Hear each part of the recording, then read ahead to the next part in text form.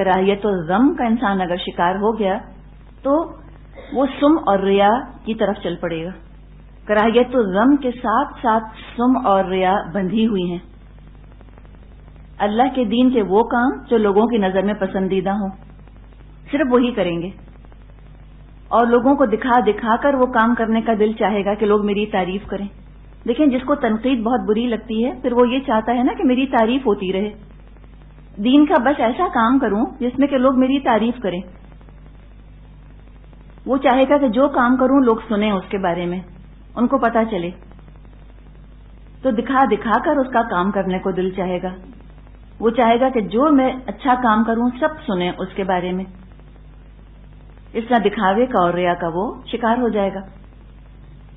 اللہ تعالیٰ نے فرمایا ہے سورہ مائدہ میں آیت 52 میں, یا ایھا الذین آمنو, اے لوگو جو ایمان لائے ہو, من یرتد عن دینہ, جو کوئی تم میں سے پھر جائے گا دین سے. کیوں پھر جائے گا؟ کیوں پھرتا ہے کوئی دین سے؟ کراہیت و غم کی وجہ سے. اس کو وہ کام نہیں کرنے جس پہ کہ لوگ تنقید کریں, اس کو وہ کام کرنے ہیں جو لوگوں کو اچھے لگتے ہیں. اور اس میں اس حد تک معاملہ ہو جاتا ہے کہ جب کراہیت و غم ہو تو یقیناً پھر ریاکاری ہوگی. بعض دفعہ گھٹیا سے گھٹیا کام کر جاتے ہیں لوگوں کے سامنے تاکہ وہ تعریف کریں.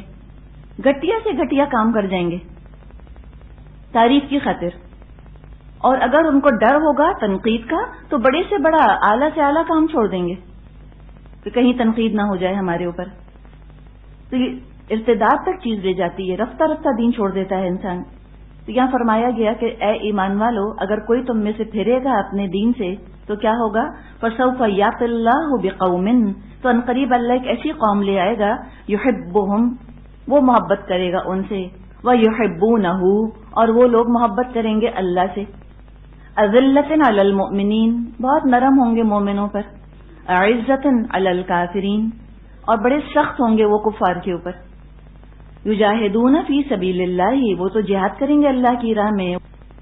ولا یخافون لومۃ لائم, اور کسی ملامت کرنے والی کے ملامت سے نہیں ڈریں گے. تنقید سے لاپرواہ ہوں گے, اتنے سیلف کانفیڈنٹ ہوں گے, اتنے پر اعتماد ہوں گے.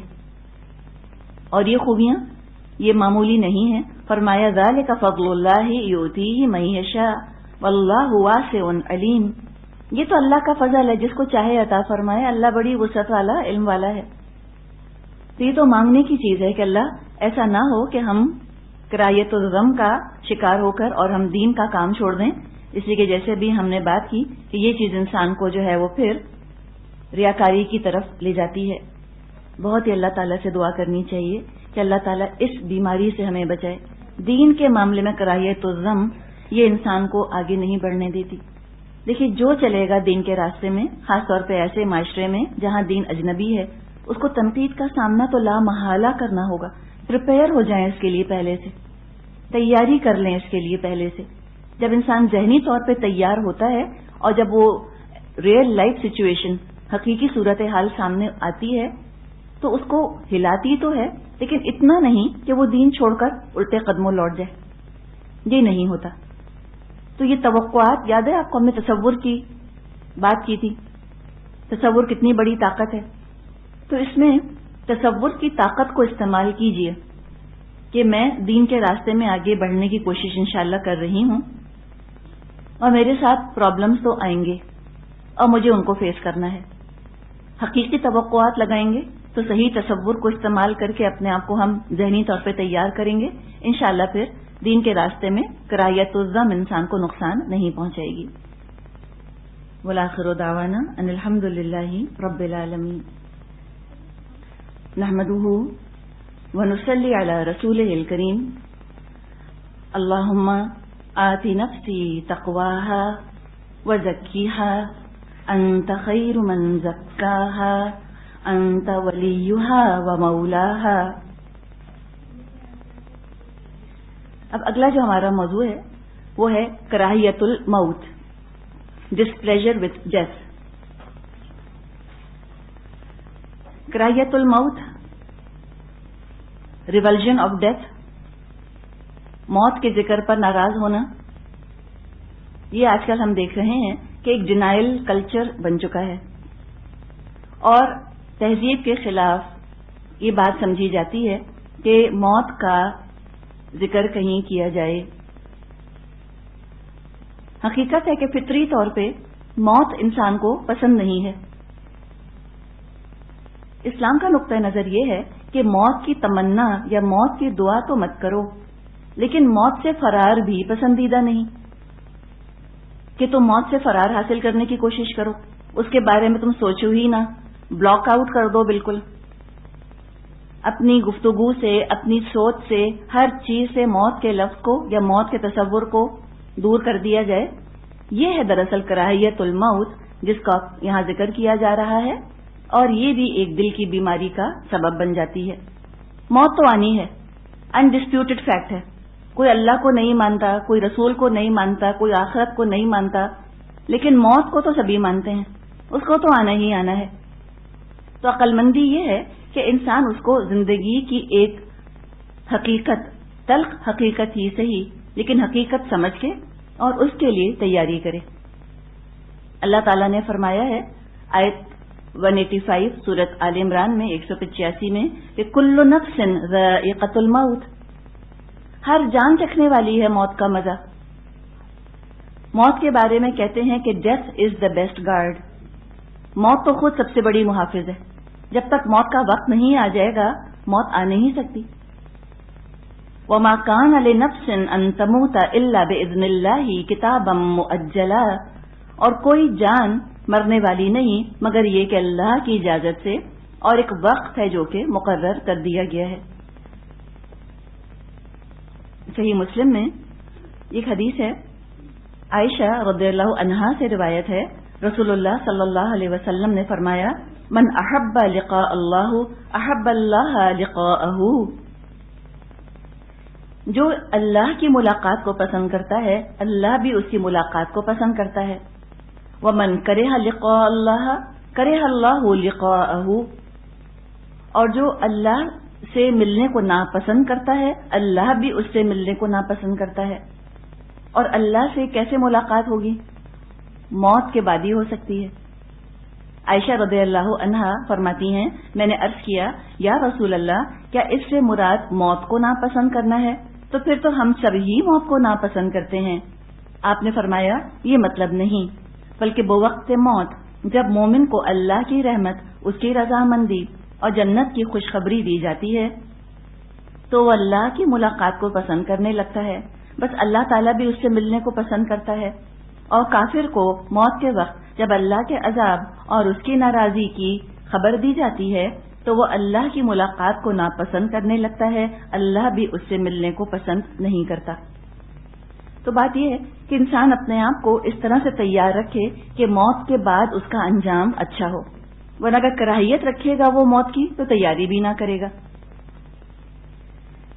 طبرانی میں حدیث ہے، عبداللہ بن عمر رضی اللہ عنہ سے روایت ہے، ایک شخص نے رسول اللہ صلی اللہ علیہ وسلم سے دریافت کیا اے اللہ کے پیغمبر بتائیے آدمیوں میں کون زیادہ ہوشیار اور دور اندیش ہے، کون بڑا وزڈم والا اور فار سائٹڈ ہے؟ آپ نے ارشاد فرمایا وہ جو موت کو زیادہ یاد کرتا ہے اور موت کے لیے زیادہ سے زیادہ تیاری کرتا ہے۔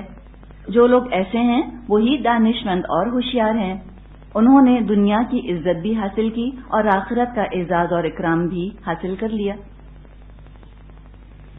تو یہ ہے اسلام کا تصور موت کے بارے میں، موت کے ذکر سے کراہیت نہ ہو، موت کو حقیقت سمجھ کے اس کی تیاری کرتا رہے انسان۔ اسی لیے ہم دیکھتے ہیں کہ موت کے بعد سوگ 3 دن کا ہے۔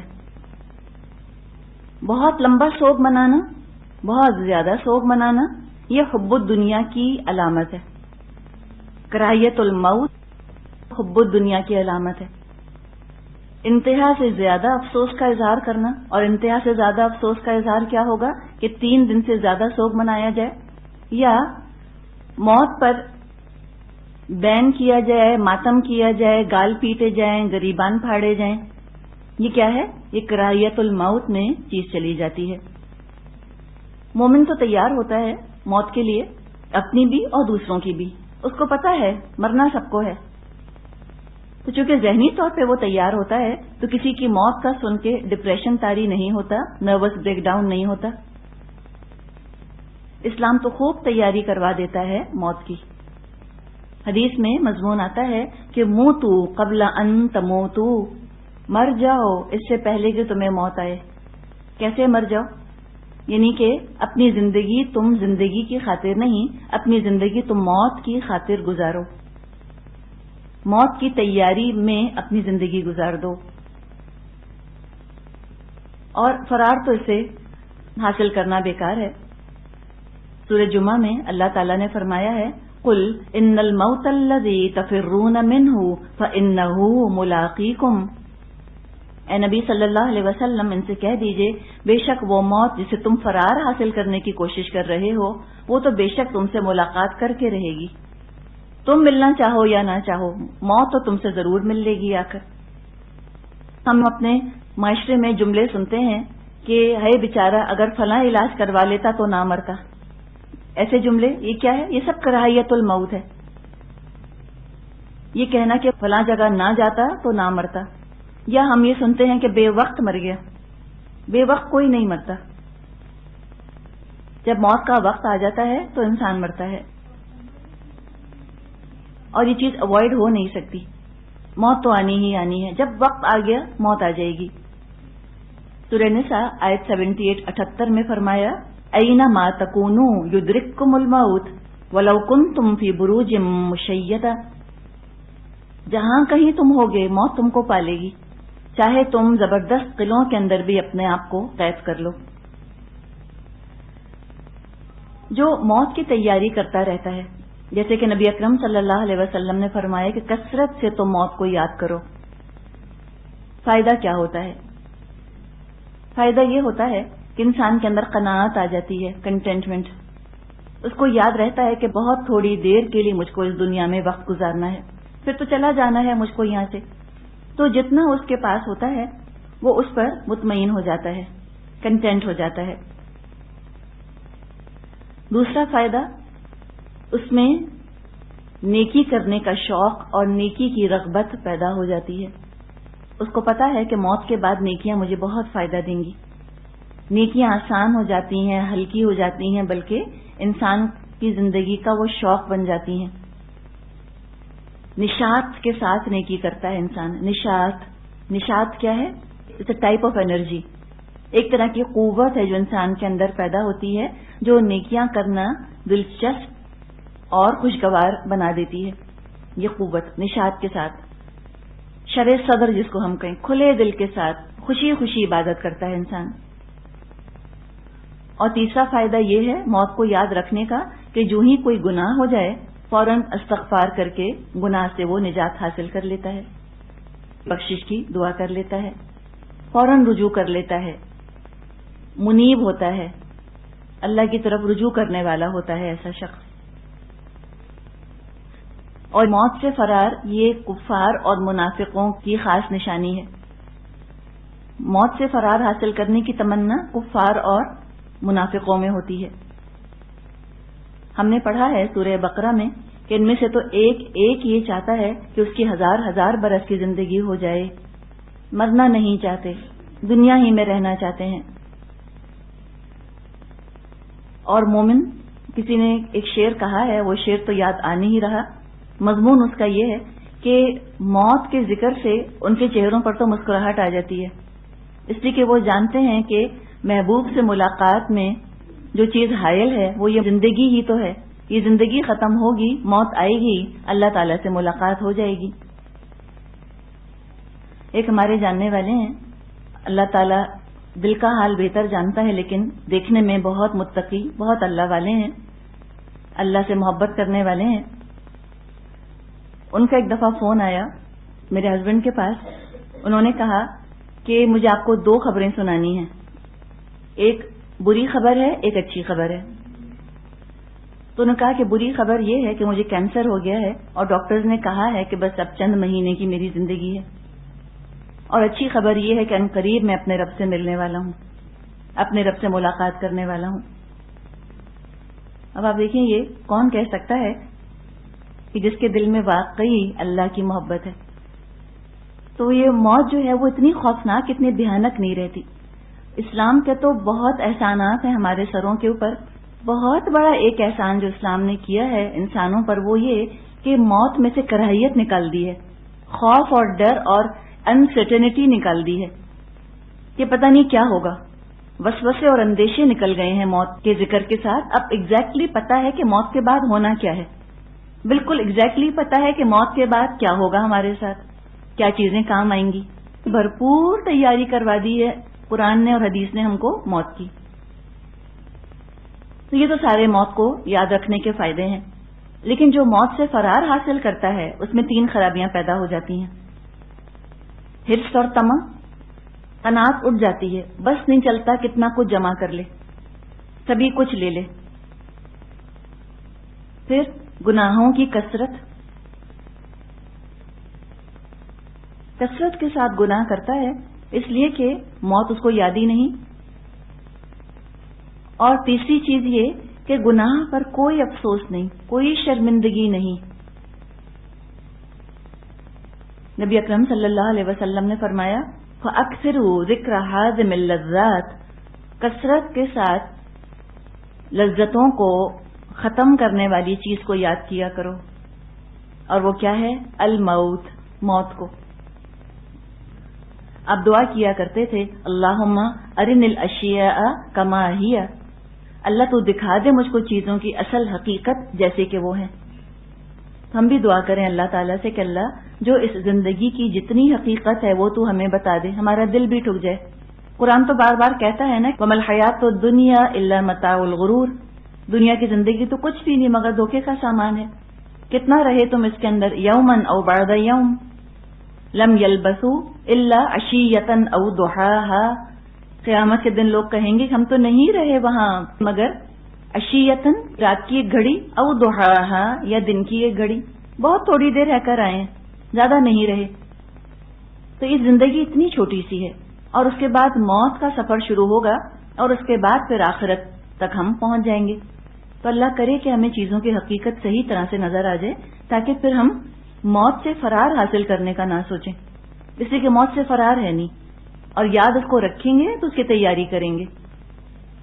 شیطان کا سب سے بڑا حملہ یہی ہوتا ہے کہ وہ موت بلا دے، زندگی میں اتنا ملوث کر دے، اتنا انوالو کر دے کہ یاد ہی نہ رہے کہ ہمیں اس دنیا کو چھوڑ کر بھی جانا ہے. تو اللہ کرے کہ واقعی ہم موت کو یاد رکھ سکیں اور موت کے لیے پھر ہم تیاری بھی کر سکیں. وَالْآخِرُ دَعْوَانَا أَنِ الْحَمْدُ لِلَّهِ رَبِّ الْعَالَمِينَ. نحمده ونصلي على رسوله الكريم. اللهم طهر قلبي من النفاق وعملي من الرياء ولساني من الكذب وعيني من الخيانة فإنك تعلم خائنة الأعين وما تخفي الصدور. اللهم إنا نسألك الهدى والتقى والعفاف والغنى. آمین یا رب العالمین. آج ہم بات کریں گے انشاءاللہ تعالی ہلو کے اوپر. ہلو جس کو کہ ہم انگلش میں اینگزائٹی کہتے ہیں، پینک اٹیکس. اللہ تعالیٰ فرماتا ہے ان الانسان خلق ہلوعا، بے شک انسان پیدا کیا گیا ہے پریشان ہونے والا. اذا مسہ الخیر منوعا، جب اس کو کوئی خیر پہنچتی ہے اس کو روک لیتا ہے. وَإِذَا مَسَّهُ الشَّرُّ جَزُوعًا، اور جب کوئی تکلیف اس کو چھوتی ہے جزا فضا کرنے لگتا ہے، شور مچانے لگتا ہے. بڑی ہی اہم حقیقت کی طرف اشارہ کیا گیا ہے قرآن کی ان آیات میں کہ انسان جو ہے وہ ہلو ہے، اینکشس رہتا ہے. اینگزائٹی اٹیکس ہوتے ہیں، پینک اٹیکس اس کو ہوتے رہتے ہیں. اور جس کو ہلو کی بیماری ہو گئی ہو وہ دونوں حالتوں میں پریشان رہتا ہے. کون سی دو حالتیں؟ چاہے خوشی پہنچے چاہے غم پہنچے. جیسے اللہ نے فرمایا اذا مسہ الخیر، جب اس کو خیر چھوتا ہے کیا چاہتا ہے؟ سب روک لوں اپنے پاس. کوئی زندگی میں خوشی کا موقع بھی آتا ہے، اس میں بھی اس کو پریشانیاں ہونے لگتی ہیں، اینگزائٹی ہونے لگتی ہے، فکر مند ہو جاتا ہے، خوشیوں کو خوشی کی طرح وہ لے نہیں پاتا، اپنی خوشیوں سے، کامیابیوں سے بھی وہ سکون یا اطمینان نہیں پاتا۔